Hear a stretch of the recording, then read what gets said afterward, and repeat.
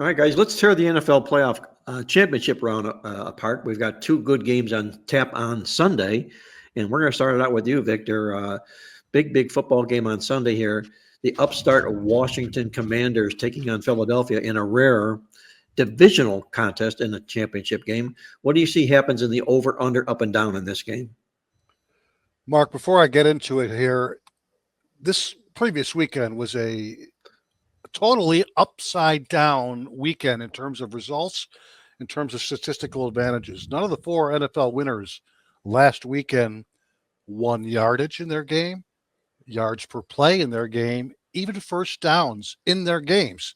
It was a totally upside down situation. I mean, the Texans, they out-yarded the Chiefs 336 to 212 in their game. The Ravens had almost 150 more yards than Buffalo, 416 to 273. The Lions had more yards in their game, 521 to 481. Finally, the Rams had 50 more yards than the Eagles in that snow game, 402 to 350. It's as definitely as weird as things get. It was only the second NFL divisional round in which teams went 0-4 while outgaining their opponent.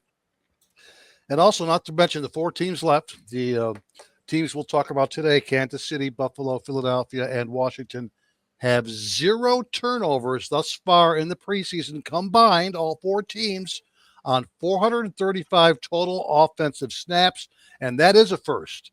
It's the first time that the four conference championship teams have turned the ball over 0 times thus far in the playoffs. Wow. That's the reason for what happened last weekend. It was turnovers on the other side. Hey, Victor, let me take this one step further, if I may, before you continue. I hate to interrupt you here. But on that thought about these college or these NFL football teams that won the games and lost the yards, it's going to be in the playbook newsletter this particular week, and we did it as a Smart Box feature. And what I did is I went to ChatGPT, the AI platform, and tore that apart and asked it, what are the odds of, in a 4-game schedule, of 4 teams losing the game or winning the game and losing the yardage by an average of over 90 yards a game in those 4 games? Do you know what the computations came back on that at? How many to 1? What would you think?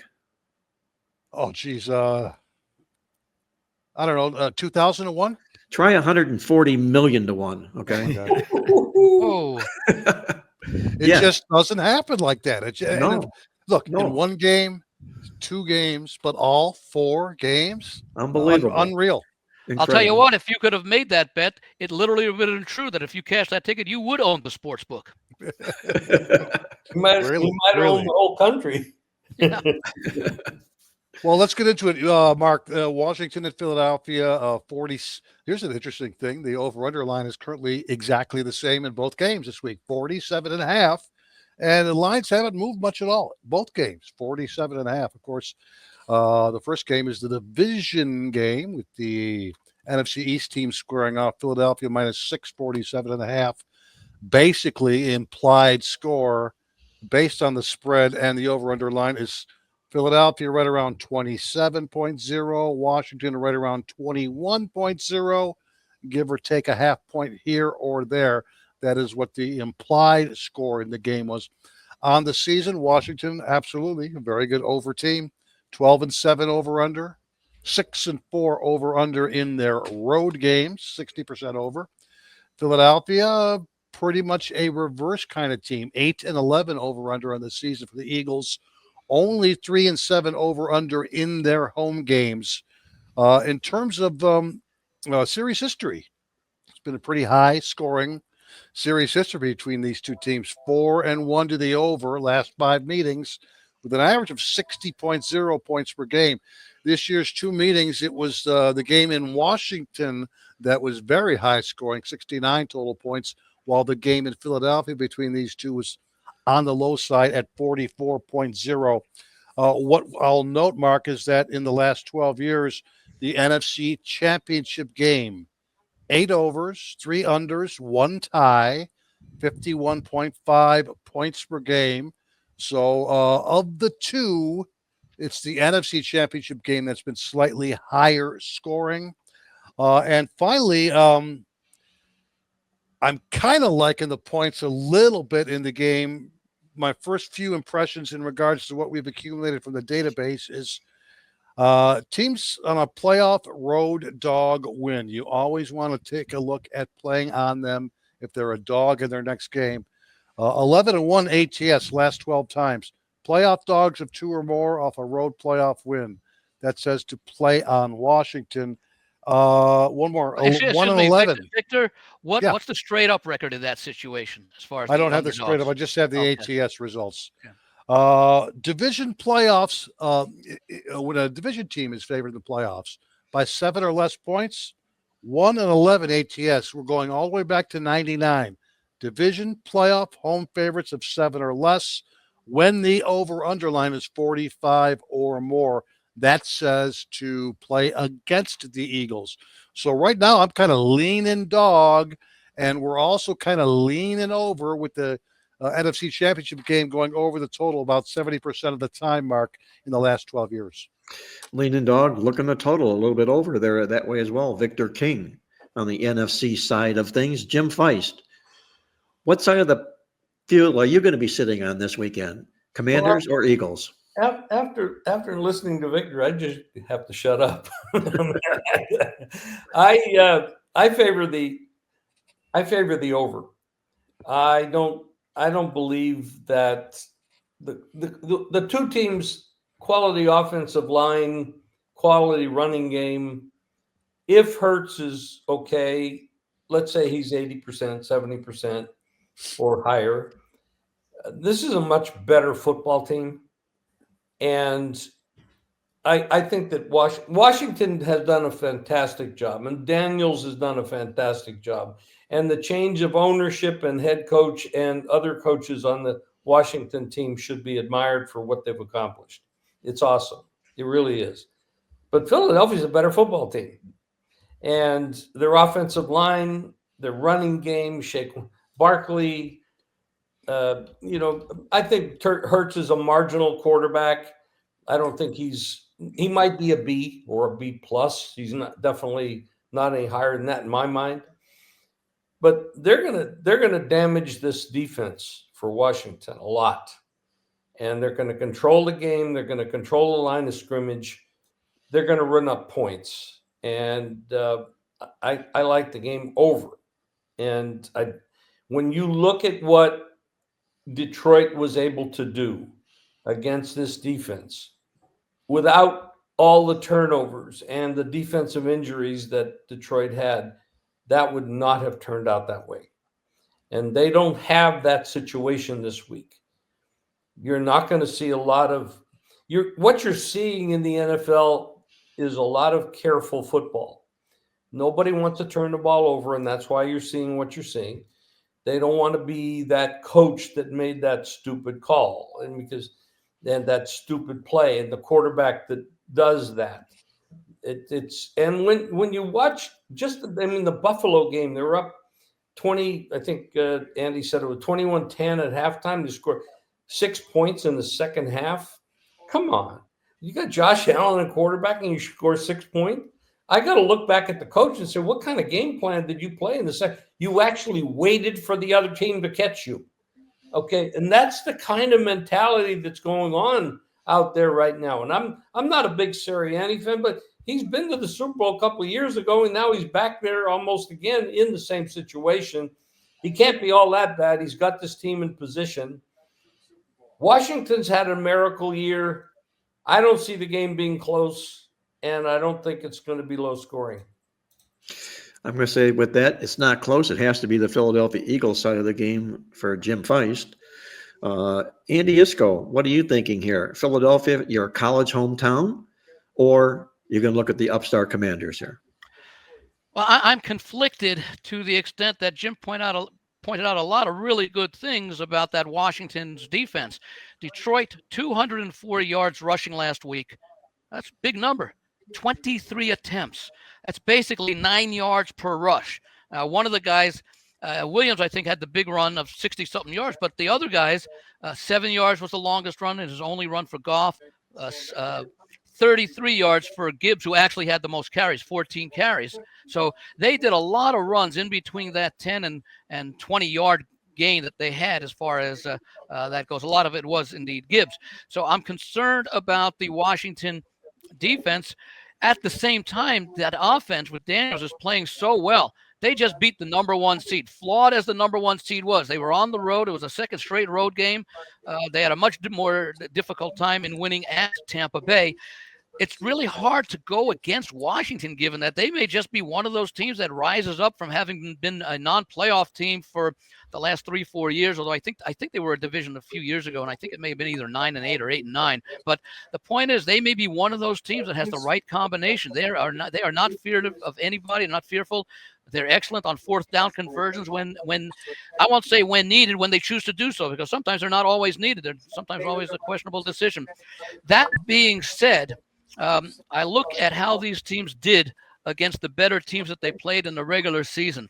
I consider I basically use these numbers based on wins. So an A team is any team that finished 2 or more games above 500. So that would be 10-7. So 10 wins or better. Washington only had 5 such games. They were 1-4 straight up, and they averaged losing by 6 points per game, which is pretty much where this line is. Philadelphia, on the other hand, they had 7 games. They were 5-2 straight up, but they only won by an average of 4 points per game. So when both teams faced the better teams on their schedule, Philadelphia was able to win, but not necessarily cover. Washington didn't win as much, but they were able to keep it within a 1-score game. So I'm sort of looking at I haven't decided yet, but maybe I'm going to be looking at taking the points with Washington in the game that Philadelphia wins. Maybe it's a 27-24 type game. I am agreeing with, I think, Victor and Jim. I do like the over in this game. You look at Washington in those 5 games against quality competition, 55.6 total points per game. Philadelphia, 52.1. So maybe a 27-24 Philadelphia win is not out of the question. There we go. A little bit of a Philadelphia win. Nick Sirianni going back to the Super Bowl. Greg DePalma, what do you think happens in this divisional championship matchup? Well, I think it's going to be really hard for Washington because they just haven't had any luck stopping Barkley. I don't see any reason to think that that's going to change. I think he's averaged a little over 5 yards per rush in their games this year. Almost 300 yards and 2 touchdowns. 2 touchdowns both games, about 150 in both.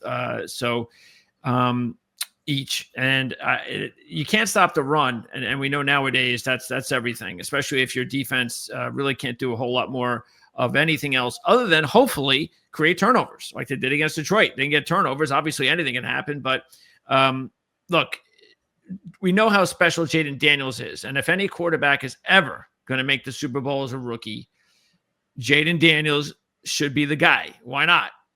So he could break that trend. It could happen. But history tells you it's really hard. This is hard for me because I'm not really, I haven't backed Philly. But I think, they're the logical play in this one. I don't know if I'd take them to cover the game though. And I think Washington's just not a bad idea. If you want to go, money lines, it's the only option to make any money. And I don't think it's a bad option if you want to go that route. It's just, it's going to be awfully hard. And history is usually going to be against such an accomplishment. Good analysis, Greg. I'm right with you on that. The way I'm looking at the game is probably from a rushing dominant standpoint for the Philadelphia Eagles. We all know about Saquon Barkley, what he does. He averaged over 125 yards rushing a game this season. But you look at the 2 games that he played up against Washington this year, he fared very, very well in those football games. 143 and 156 yards on the ground. And the reason I'm bringing this out is in our database, if you look at teams in the championship round of the playoffs, and that team rushes for the team, not the player, but a team rushes for 165 yards in that particular game, which is, I think, in the ballpark here for Philadelphia. A nice opportunity. It's happened 12 times since 1988. They've gone 11-1 straight up and against the spread with a better running game like this. What cements the call for me is look at their schedules here. This is Washington's 4th straight road game It's Philadelphia's 5th consecutive home game. I've never seen that before. 5 consecutive home games in a row. First time ever now, yeah, in the playoffs. And the guy coming in that he's going to host is on the road for the 4th time in a row. I can tell you this team's playing their 4th road game in a row, are 0-9 straight up and 1-7-1 against the spread. That's not a good role for Washington to be in here. So if everything crumbles for Washington this week, I think they can take a look at their schedule and what happened to it and whether or not they can contain Saquon Barkley. And my answer is I don't think they can. And I think Philadelphia advances on to the Super Bowl. Mark, can I add one more thing? Go ahead, Eddie. Sure. I was just going to say, Washington in the regular season, and again, consider schedule, they were number 3 in the league in rushing, 154 yards per game. So they can run the football and slow things down and keep Philadelphia and Barkley off the field. It'd be a lot different if Washington were like the average team rushed for 120 yards per game. So that's about 15 or 20% above. That's about 20% above the league average. Yeah, they haven't been very successful in the matchup so far with Philly, but yeah, that's part of the way they were able to put up big points last week is they were able to run the ball. They got Eckler and they got Robinson and Daniels. So they got 3 guys who could run the football. Do you guys know that there are 5 quarterbacks that have made the championship games as rookies? Number 6 is Jaden Daniels. Yes. Do you know the first rookie quarterback to ever make the championship game as a rookie? Do I know How the far first? back? How far? The year 2000. Oh, I do know that, Greg. All right. Well, Mark knows it, so he'll keep his mouth shut. Kurt Warner. No. Anybody? Go ahead, Mark. Well, here's the unique part about all this, Greg. And we tore this down and broke it down. Sean King, Tampa Bay Bucks, did it in the 1999-2000 season. Then Ben Roethlisberger followed that up in 2004 and 05. Is Joe Flacco in 2008 and 09. These aren't coming off my head, guys. Believe me, this is what we put in the newsletter this particular week, and I'm kind of like reading it right out of the newsletter here. And I'm guessing Marino was in his 2nd year, wasn't he? Yes, with the Dolphins. After Flacco, it was Mark Sanchez, the Jets, 2009, 2010, and then Brock Purdy in 2022 and 23. Those quarterbacks, there's a real unique role in this situation here, which really, really favors this rookie quarterback in a championship game, and that's if his team comes off a double-digit win. That's the particular role that Jaden Daniels will have to be in here, but he's joining a select few, like you mentioned, Greg. Here, not many quarterbacks have done what Jaden Daniels has done this football season. And Victor, you said you wanted to say something before we went off target a little bit here. What was it your mind to mention? One more thing I wanted to add in regards to if you think Washington is perhaps a team of destiny. Do you remember the 2021 Cincinnati Bengals team? I got this tweet a couple of days ago. I thought it was absolutely fascinating. The 2024 Commanders and the 2021 Cincinnati Bengals have got many, many things in common. Check this out. Both of their quarterbacks are Heisman winners from LSU who transferred to LSU after 3 years. Joe Burrow and Jaden Daniels. Both teams won just 4 games the previous season. Both teams started their seasons 7-5 straight up, 7 wins, 5 losses in their first 12 games. Both teams went 4-2 against their division. Both teams' point differentials were very, very similar. Bengals were plus 84, Commanders plus 94. Both had a top 10 offense. Both teams' preseason Super Bowl odds and win over-unders were the exact same, plus 150 and 6.5 wins. Wow. Both teams, get this one, beat a pirate-themed team in the wild card game, Raiders and Buccaneers, to end a long winless streak in the playoffs. Both teams upset the number 1 seed on the road in their division round. And finally, both teams will play on the road in their conference championship game against the number 2 seed that they beat by 3 points at home a few weeks earlier. That's mind-boggling. If you believe in karma or a team of destiny, Why even watch the game? Cincinnati. Why even watch the game after all that? That's fascinating. Throw And that what was 430 million to one out the window, Victor. Yeah. Those are much better stats. And what was the result of Cincinnati season? They lost. They went all the way to the Super Bowl and they lost 27-24 to the LA Rams. Yep. So they made it all the way to the Super Bowl and they covered the spread. That's incredible. That's incredible. Good stuff. That's mind-boggling. That's great stuff. Unbelievable. You know what's equally as mind-boggling is the rookie quarterback in that list who actually played the best was Mark Sanchez. That's mind-boggling. Yeah. That is. Well, that's one of those few New York Jet highlights that you can wrap your arms around.